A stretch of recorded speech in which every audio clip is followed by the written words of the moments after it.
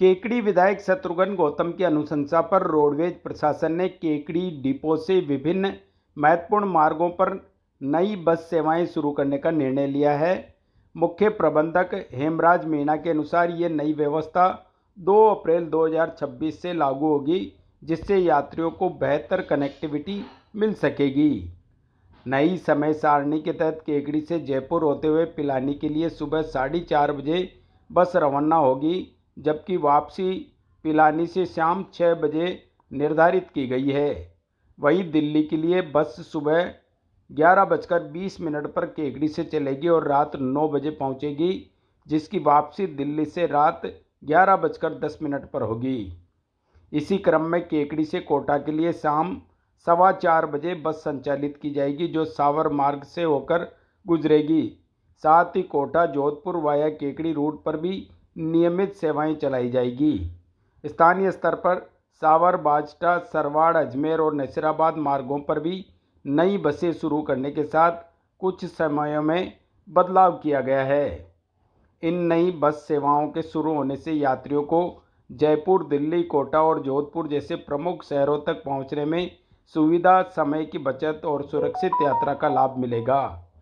यात्रियों से विस्तृत जानकारी के लिए स्थानीय बस स्टैंड के पूछताछ केंद्र से संपर्क करने की अपील की गई है। Welcome to Communication Lab of PL International Smart School, where education is not just about textbook. It is about building confidence, personality development and creativity. So let's look up at the students through the lens of creativity. At PL International Smart School, we nurture communicators, thinkers and future creators.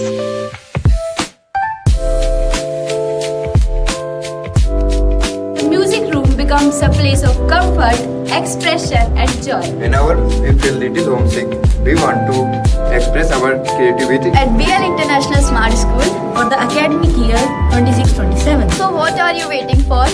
Enroll today.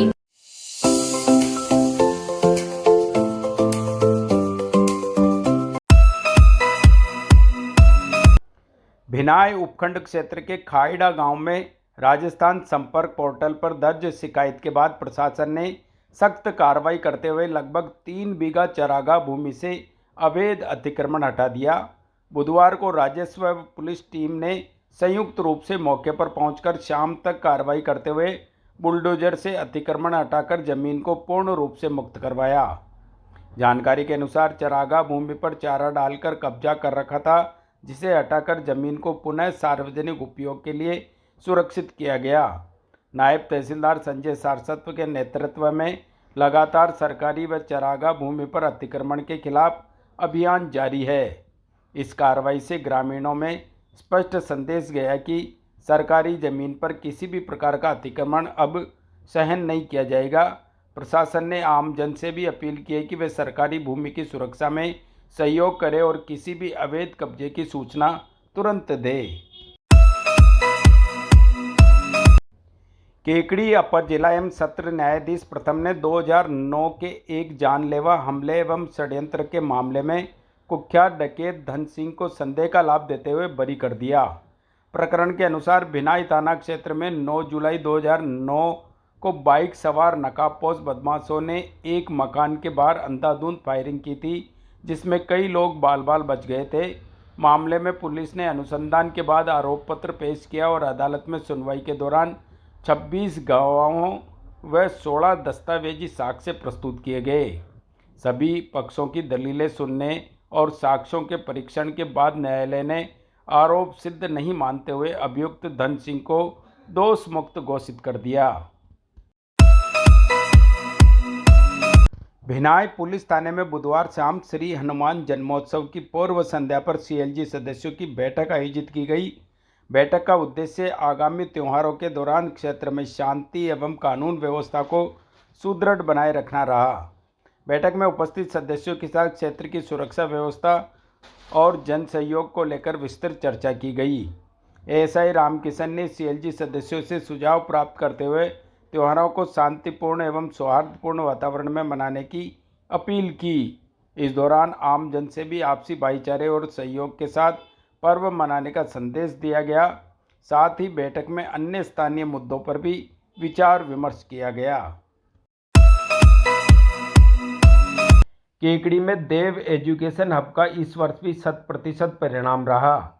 संस्थान की छात्रा तनीषा जांगीर ने 97.83% अंक प्राप्त कर Kekri block में प्रथम स्थान हासिल किया। निदेशक रामराज मीणा ने बताया कि प्राची जैन 96.17%, द्वितीय व अंजलि सैनी 93.17% तृतीय स्थान पर रही। परीक्षा प्रभारी आनंद जांगीर के अनुसार संस्थान पिछले 5 वर्षों से लगातार उत्कृष्ट परिणाम दे रहा है। पीएम श्री बालिका माध्यमिक विद्यालय कादेड़ा में आयोजित सम्मान समारोह में 56 छात्राओं को उनकी उत्कृष्ट उपलब्धियों के लिए सम्मानित किया गया। इनमें कक्षा 10 की 35 छात्राएं गार्गी पुरस्कार तथा कक्षा 12 की 21 छात्राएं बालिका प्रोत्साहन योजना के लिए चयनित हुई है। मुख्य अतिथि सेवानिवृत्त व्याख्याता महावीर प्रसाद पाटीदार ने छात्राओं को बधाई देते हुए उज्जवल भविष्य की शुभकामनाएं दी और मेहनत व निरंतर प्रयास को सफलता की कुंजी बताया।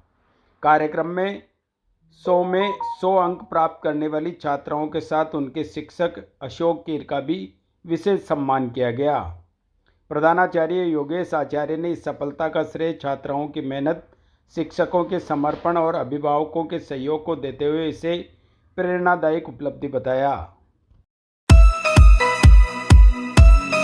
राजस्थान शिक्षक संघ सियाराम के जिला अध्यक्ष पद पर अलाम्बू निवासी शिक्षक शत्रुघ्न सिंह राठौड़ के मनोनयन पर क्षेत्र में खुशी का माहौल है। उपशाखा कादेड़ा के पदाधिकारियों व शिक्षकों ने उन्हें बधाई देते हुए सफल कार्यकाल की कामना की है।